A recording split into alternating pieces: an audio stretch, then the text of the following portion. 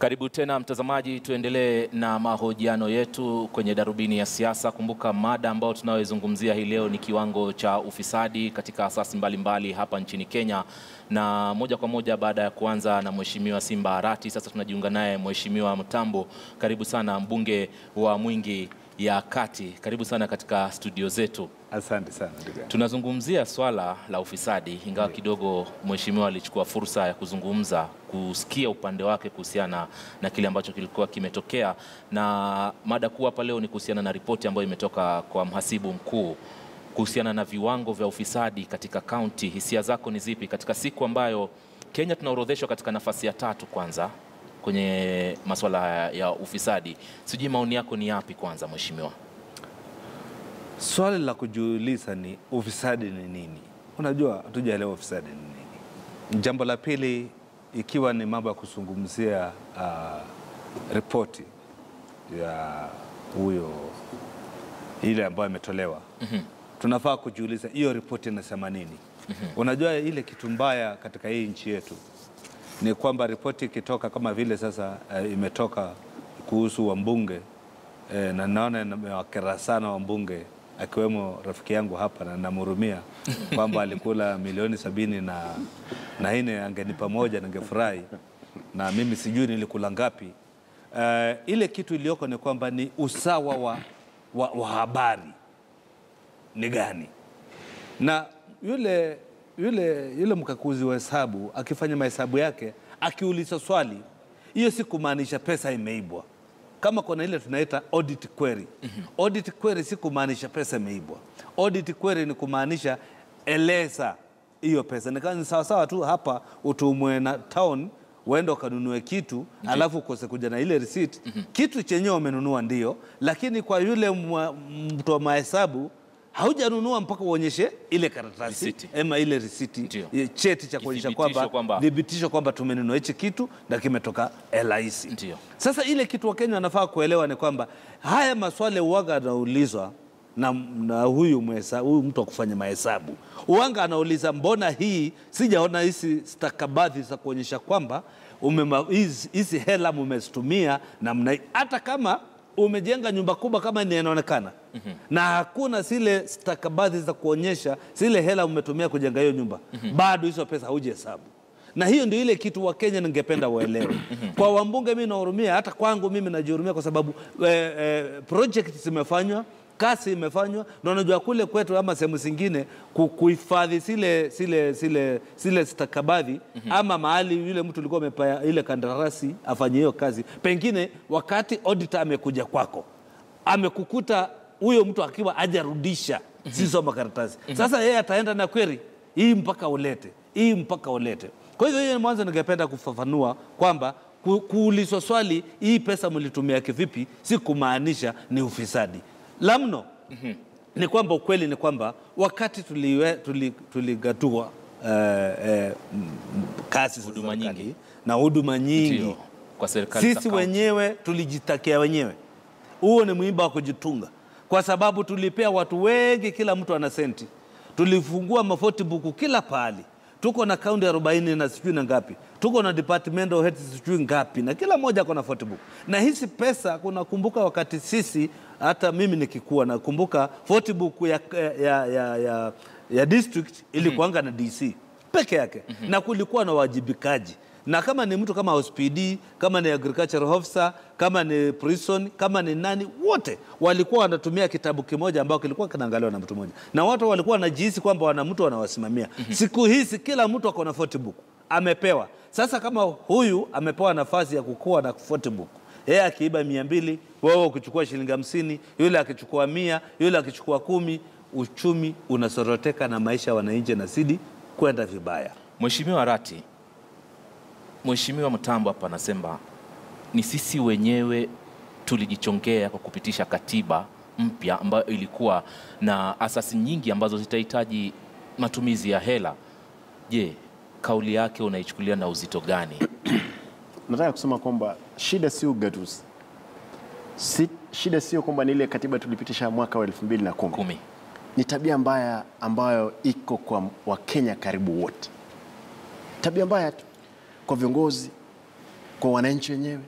Kwa hivyo ni tabia mbaya tulionayo sisi kama Wakenya, kwa sababu ukiona wale wanaohusika moja kwa moja kwa wizi ni watu ambao wamepewa ushukani kuhakikisha kwamba wamelinda maisha na mali ya yule Mkenya ambaye ni maskini, ambaye anatoa kodi yake kwa serikali. Kwa hivyo mbinu mzuri tu kwamba tulikuwa tunataka kwamba nguvu zote zitoke juu zikwende chini, lakini kumbe hatukugundua kwamba tulitoa nguvu zote juu na wizi wote juu tukapeleka kule chini mashinani. Wizi mwingine ukabaki kule juu, mwingine umekwenda chini, na kule chini pia umekwenda chini kabisa. Kwa hivyo ni mpaka ukiuliza mtoto mdogo kwamba ile gift ama gift kwa Kiswahili tunasema zawadi ambayo tutaweza kupea ulimwengu, mtoto mdogo wa darasa la kwanza anakuambia ni ufisadi. Kwa hivyo ni tabia mbaya ambayo ni maadili ambayo yamekufa. Hata nashindwa kwamba watoto wetu, hata wale ambao wako wadogo wanasoma shuleni, kila mtu anataka kwamba kama angewezekana, kama hata akiwa shuleni akuwe na gari, mtoto anaenda kwa shule kwa gari. Kwa hivyo ni maadili ambayo tumeweka, instead ya yale maadili kutoka chini kuelekea juu, tumeanzia juu kuelekea chini. Kwa hivyo ni tabia mbaya tulionao sisi kama Wakenya, na ni lazima kitu ifanyike, na lazima ikuwe na ile political goodwill kutoka kwa viongozi, kuanzia rais kule juu kuelekea chini. Ndiposa kukuwepo kwamba kusawishisha uwajibikaji katika masuala ya kifedha ambao ni ya mwananchi, kwa sababu pesa hizi zote zinaibiwa, sio kwamba ni pesa za viongozi, ni pesa ya mwananchi kule chini. Naomba tuingie zaidi kiundani kwenye visa vya ufisadi ambavyo tulivyonavyo hapa nchini Kenya. Nyinyi wabunge, kabla uje Mheshimiwa Matambo, acha nikwambie tu kweli, Mheshimiwa Arati alisema bunge lina watu wengi sana ambao ni 270 huko, wabunge hao. Kwanza tunaweza sema kwamba Kenya inachukua Mkenya ama Wakenya wanaangalia kile kinachoendelea katika bunge na ndio wanaiga. Kitu ya kwanza wacha nikwambie, maana kumbuka, munaonekana pale ni watu ambao muna fedha, munafika kwenye mikutano, baadhi yenu, sijasema ni nyinyi, baadhi yenu namna mnavotumia hela zenu ni kana kwamba yani mnaonyesha kiini kinaanzia hapa katika bunge. La hasha. Ali, unajua, wacha mwanzo ni mkosoe rafiki yangu hapa, maanake anajikaganya kidogo. Wakati imesemekana kwamba wabunge wameiba, Wakenya wamechukulia kwamba wabunge wameiba, lakini ukweli ni nini? Ni kwamba hawajaiba, kwa sababu mbunge ana nafasi yoyote ya kutumia zile senti ama ile hela. Wakati rafiki yangu anasemekana kwamba ameiba milioni 77, nataka elewe ya kwamba ndivyo ofisa mwingine inaweza kutoka ripoti ya kusema kwamba ameiba na kumbe hakuiba. Vile vile yeye ametajwa, ndio vile vile yule ofisa mwingine ametajwa, ndio vile vile serikali ya Uhuru Kenyatta imetajwa. Hiyo ni kitu moja tutataka tuweke baina wazi. Lakini kurudi kwa swali yako ni kwamba kusema leo kweli viongozi ama wabunge ndio ni kama mwangaza, ni kama viongozi wale ambao wale watu wengine wanafaa kuiga mfano yao.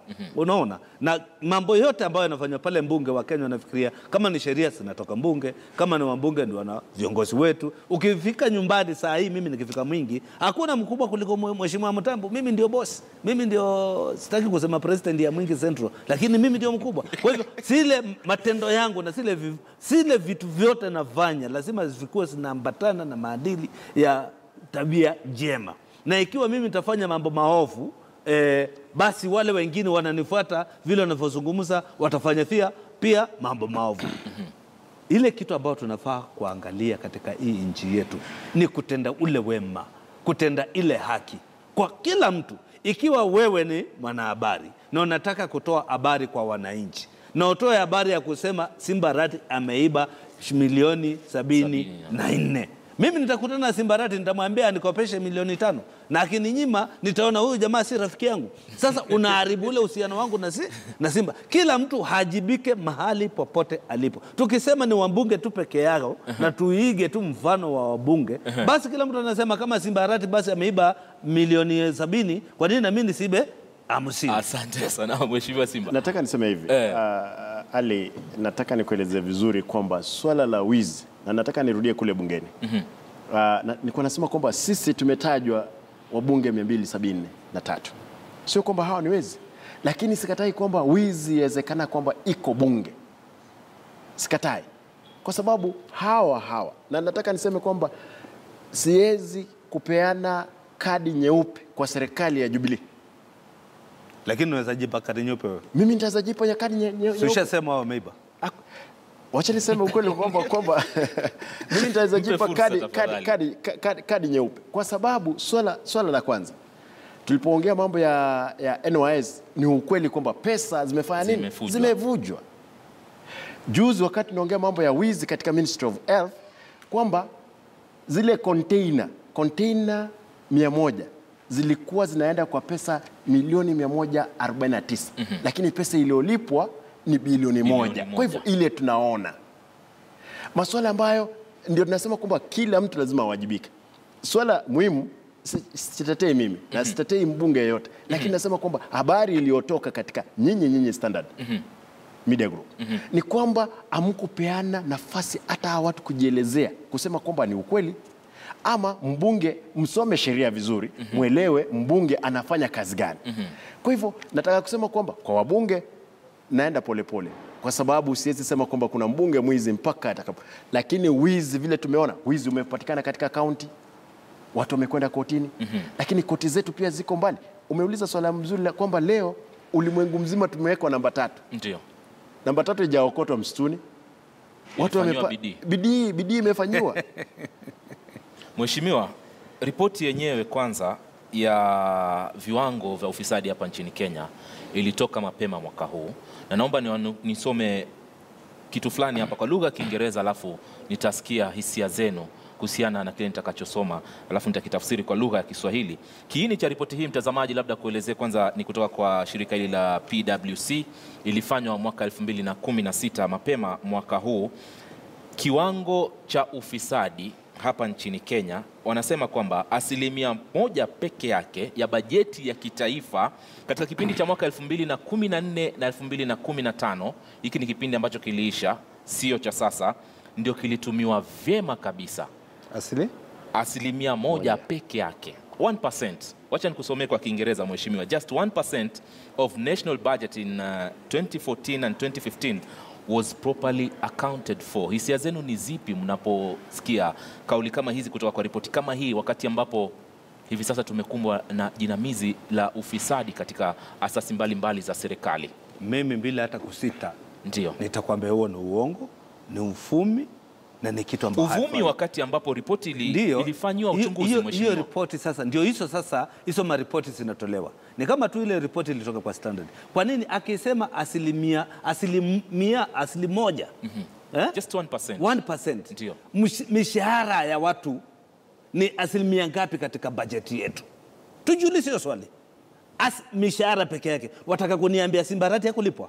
Mimi sikulipwa na nilipwa vibaya, na askari wetu walilipwa vibaya, magavana walilipwa vibaya. Hakuna mtu alipata mshahara. Kwa hivyo mimi hiyo ripoti naweza kuipusilia mbali, kwa sababu mishahara yenyewe ile hii nchi yetu inalipa sio nusu, sio asilimia nusu. Kwa hivyo kusema tu hivyo hapo kwa mtu ambao uko na akili timamu, hafai kuchukua hiyo ripoti. Mimi hiyo siwezi ichukua. Nitakuja kupa kipengele chengine mheshimiwa kidogo tu, lakini kwanza nisikie hisia zako mheshimiwa Rati kuhusiana na ripoti hii. Mimi nataka kusema wizi upo, na sitaki kutoka kwamba kuna wizi mkubwa unafanyika, lakini pia hii sio ukweli. 1% ni ndogo sana, kwa sababu kuna matumizi mengi ambayo yamefanyika. Hata kama serikali hatuipendi, ni ukweli kwamba ni mbovu, lakini tuipea haki yake, ile kazi imefanya. Lakini nataka niseme hivi bwana Ali. Ndio. Swala la kwanza, mimi kama mbunge ni mshahara gani, ni ngapi napewa mshahara wangu? Leo nimeona katika social media kwamba wabunge ni 740 something. Lakini nakwambia kwamba ni 500 and something. Ukitoa ile tax ni karibu 300 na kitu. Ndio. Mimi najiuliza, uweke mshahara wa mbunge kwa miezi 48, uweke milioni 1 na useme alipi tax ni milioni 48. Ukiona wabunge akienda katika arambe yoyote atoa milioni 1, 2, rais anakula karibu milioni 2 na kitu, makamu wake milioni 2 ama 1 na kitu, 1.8. Lakini unaona kwamba makamu wa rais akienda kwa mchango anatoa milioni 10. Pesa hii na biashara yake yaeleweka. Kwa hivyo ni wizi ambao na mimi nasema bila kuogopa, kwa sababu mimi si kibaraka ya mtu. Na nataka kwamba nitakupa nafasi mheshimiwa. Bwana, wewe najua kwamba nitakupa kila mtu nafasi yake, na nakuomba mheshimiwa utulie. Malizia. Mheshimiwa Mtambo anafanya biashara, ndio tunajua zile biashara zake. Wacha tuambie kwamba anapata hii, kwa sababu utawezaje kwenda wewe unalipa milioni 2 katika kila mwezi, kwa mfano kwa mchango, hizo ni milioni 96 ambazo kwa miaka 5 ambao utakuwa bungeni uwezi fanya zile, uwezi fikisha. Kwa hivyo mimi najiuliza kwamba hii ujanja, wacha tuache bwana. Wizi upo, lazima tuseme wizi upo. Sawa mheshimiwa. Nataka kumwambia tu rafiki yangu kuna watu waendi kwa nyadhifa fulani kwa sababu ya mishahara. Na mmoja wapo ni mimi. Simbarati ni rafiki yangu. Mimi niko pale kwa mwito wa kutumikia wananchi. Na naweza kukuambia mimi hutumia hela nyingi kuliko hata mshahara wangu. Si kwa sababu ati napata hiyo pesa. Uwezi kulinganisha, wacha tuseme ule ukweli. Uwezi kulinganisha mtu ambaye anafanya biashara na mtu ambaye anapokea mshahara. Na ikiwa mimi naweza kutoa kwa harambee milioni 10, niko na njia ama niko na biashara ambayo inanilipa hizo senti. Mimi kabla sijaja bunge, Simbarati rafiki yangu, na tulikuwa tunatembeleana na tunajuana. Nilikuwa na mambo makubwa kuliko hata sasa. Kwa hivyo usiangalie ile mshahara mimi nalipwa ataanza kusema mimi nalipwa pesa hii na nikienda kutoa harambee pesa mingi nimeiba. Naomba nikurudie mheshimiwa Matambo. Ndio. Umekuja bunge kufanya nini ikiwa ulikuwa unafanya mambo kuhudumia wananchi? Kupata nafasi ya kuhudumia wananchi. Ungeweza kuhudumia mwananchi katika ile nafasi si mambo na hela, ni wito, si mambo na pesa. Ndio, wito tunawaheshimu. Wito ulionao unaweza kwanza wewe mwenyewe bila kuwa katika nafasi yoyote ya uongozi. Hebu nikuulize swali. Wataka kuniambia Trump alienda kuwa president kwa sababu ya hela ya mshahara? La. Sasa mbona? Haya, tuje kwenye swala lingine. Bwana Manzo, wacha tukubaliane. Mambo ya Trump hatuwezi ileta katika Kenya hii. Hapa ni hivyo. Hapa ni Kenya, kule Marekani. Kule hakuna wizi wanafanya kule. Kule ukiangalia asasi zao, wiki jana nilikuwa huko mheshimiwa, asasi zao ziko mstari hivi. Ndio unafuata sheria, kitu ambacho Afrika, sio Kenya bali Afrika nzima tunahitaji miundo msingi mzuri katika nchi yetu ya Kenya. Tuje kwenye swala lingine hapa, bado nikiangazia hii ripoti waheshimiwa, na nitasema kwa Kiingereza, nitatafsiri baadaye, na nukuu hapa. It is estimated that Kenya loses more than 500 billion shilling, trilioni 1 kila mwaka katika mambo ya ufisadi na rushwa. Kauli zenu kumalizia ripoti hii.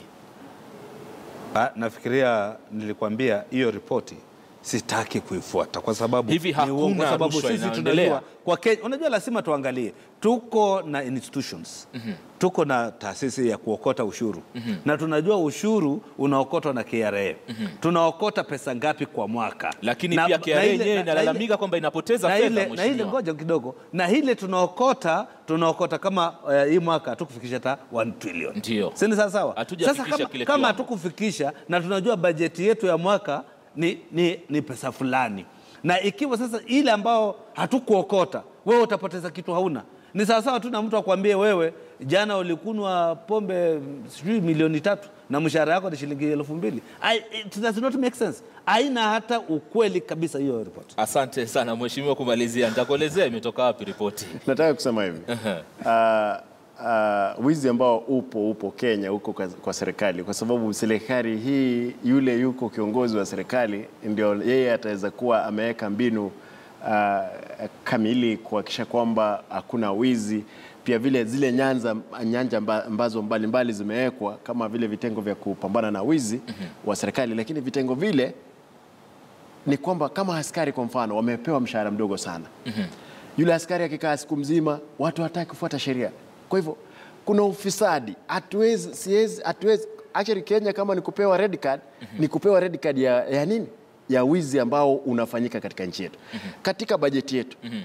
Wakati Mheshimiwa Kibaki aliondoka uongozini, alitumia trilioni 1.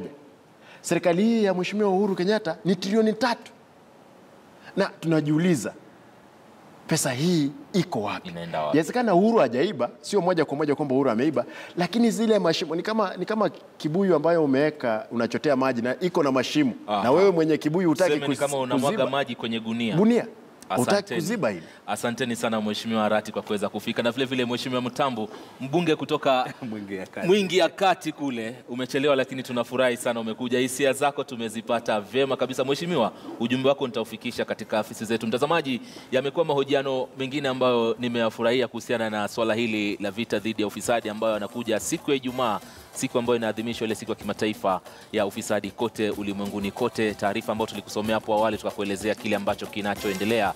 Naitwa Ali Manzo, kwenye muda usiokuwa mrefu nitakuletea taarifa za KTN leo jioni hii, ni kuarifu na kile ambacho tuliweza kuripoti katika masuala mbalimbali ikiwemo lile swala la afya. Bado mgomo unaendelea, usiende mbali.